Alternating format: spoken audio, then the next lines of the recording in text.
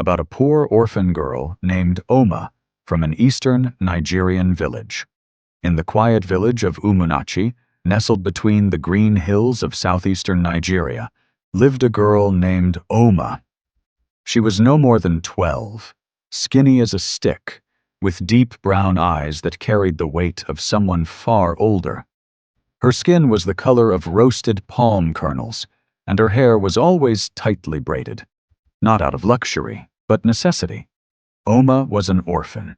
Her parents had died when she was just 5, victims of a cholera outbreak that swept through the village one rainy season. Since then, she lived with her aged grandmother, Mama Ejiro, in a mud hut with a leaky thatched roof and no windows, just holes carved out for light and air. They survived on the meager harvest from their backyard garden and the charity of kind villagers. Despite the hardship, Oma was different. She carried herself with grace. Her laughter, though rare, was like the sound of an oudou drum, soft yet resonant. But more than anything else, she had a gift. Oma could sing. When she sang, the world seemed to pause. Birds stopped mid-flight. The village women forgot their pounding pestles. Even Okonkwo, the grumpy palm wine tapper, would lean on his cutlass and smile.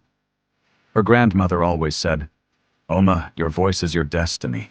It will carry you farther than your legs ever could."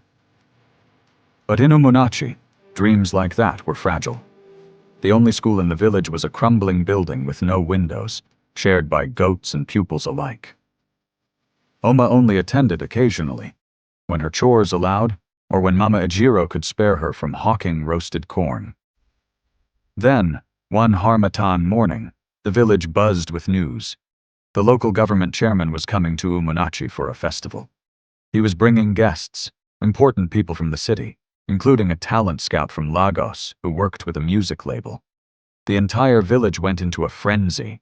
Dancers rehearsed, drummers beat rhythms into the red soil, and singers practiced into the night. Oma watched from the edge, afraid to ask if she could join. She had no proper clothes, no shoes, and no one to vouch for her. But fate is a stubborn thing. 3 days before the festival, the lead singer of the village troupe fell ill. Mama Ada, the choir mistress, wrung her hands in worry. "Who can sing like Ife Oma?" she cried. Someone whispered, "Let Oma try." Mama Ada scoffed. "That small orphan girl?" But the elders agreed. They had heard Oma before. So, reluctantly, Mama Ada called her. Oma arrived the next morning, barefoot, wearing an oversized dress that once belonged to her grandmother. She looked every bit the poor girl she was, until she opened her mouth to sing. The sky seemed to brighten. Her voice, clear and strong, rose like incense. It carried the ache of lost parents, the hope of a better life, and the beauty of a soul untouched by bitterness. The choir fell silent. Even Mama Ada wept. "You will sing the solo," she whispered. Word spread like wildfire.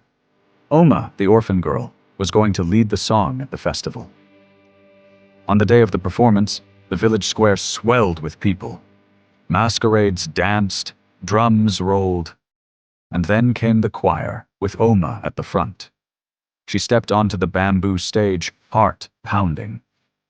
She saw the chairman, his agbada shimmering like fresh yam flour, and beside him, a tall woman with sunglasses, the talent scout. Then she sang. She sang in Igbo and English, blending folk rhythm with melodies that stirred the spirit. Her voice soared like an eagle, dipped like a canoe in tide, and rose again with thunder. By the time she finished, the entire square was silent, awed into breathlessness. Then came the applause, roaring, endless. The chairman stood and clapped. The talent scout took off her glasses and nodded. That night, Oma was the star of Umunachi. The next day, the talent scout came to Mama Ejiro's hut. "She has a gift," she said simply. "I want to take her to Lagos, train her, give her a chance." Mama Ejiro's eyes filled with tears. "Take her. Let her voice go where her feet cannot." Oma wept, too, not from fear, but joy. She hugged her grandmother tightly, her heart bursting. Lagos was a whirlwind, skyscrapers, fast cars, loud voices. But Oma never forgot Umunnachi. She trained hard, learned to write music, learned to speak better English, and never stopped singing the songs of her village. In 2 years, she released her first single, Nem Oma, a tribute to her grandmother.